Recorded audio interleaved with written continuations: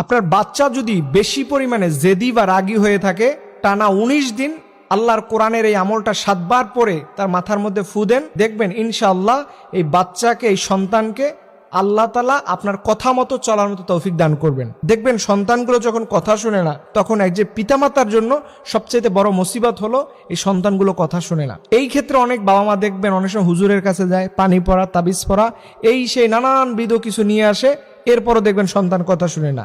আমি আপনাদের বলবো, খবরদার, সন্তান কথা শুনে না, জেদি রাগী, আপনি ওকে কাছে টেনে আল্লাহর কোরআনের সূরা আল ইমরানের এই দোয়াটা পড়ে আপনি তার মাথার গোড়ালিতে হাত রেখে নিয়মিত 7 বার আপনি ফরজ নামাজের পরে পড়ার চেষ্টা করবেন। সবচেয়ে বেশি ভালো হয় ফরজ নামাজের পরে পড়তে পারলে। এই সময়টাতে আপনি পড়তে পারলে দেখবেন আপনার সন্তানকে এবং আনুগত্যশীল সন্তান হিসেবে কবুল করে নেবে। এর জন্য আপনার সন্তানকে বরদোয়া না করে, যদি দুষ্টুমি করে, জেদি হয়, বদমেজাজি হয়, আপনি তাকে কাছে টেনে এই আমলটা করে নিয়মিত আপনি 19 দিন আমলটা করুন। ইনশাআল্লাহ তাআলা আপনার সন্তানকে আল্লাহ তাআলা সন্তুষ্ট করে দেবে আপনার জন্য। কিভাবে পড়বেন দোয়াটা বলে দিচ্ছি। সূরাতুল আল ইমরানের 83 নম্বর আয়াতটা পড়ে আপনি তার মাথার এই চুলের গোড়ালির, কপাল এবং চুলের গোড়ালি এখানে হাত রেখে নিয়মিত 7 বার আপনি পড়বেন। আফা গায়রা দীনিল্লাহি ইয়াবগুন ওয়া লাহু আসলামা মান ফিস সামাওয়াতি ওয়াল আরদি তাওআন ওয়া কারহান ওয়া ইলাইহি ইউরজাউন।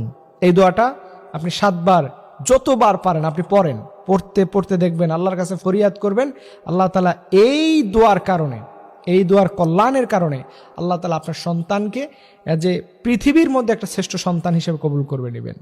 আপনি জানেন না যে এই সন্তানের মধ্যে কতটা সক্ষমতা রয়েছে, কতটা পাওয়ারফুল নিয়ে একটা সন্তান পৃথিবীতে আসে।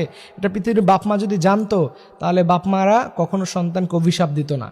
আল্লাহ তাআলা আমাদের সন্তানগুলোর মধ্যে যে এত রিসোর্স, এত ক্যাপাবিলিটি, এত ক্যাপাসিটি, এত শক্তিমত্তা দিয়ে আল্লাহ তাআলা তাদের তৈরি করছেন, এটা পৃথিবীর মানুষ যদি জানতো, তাহলে তার সন্তানগুলো পৃথিবীর বড় বড় পোস্টে চাকরি করত। এটা অনেক বাবা মা বুঝে না, অল্পতেই হয়রান হয়ে যায়, অল্পতেই পেরেশানি হয়ে যায়।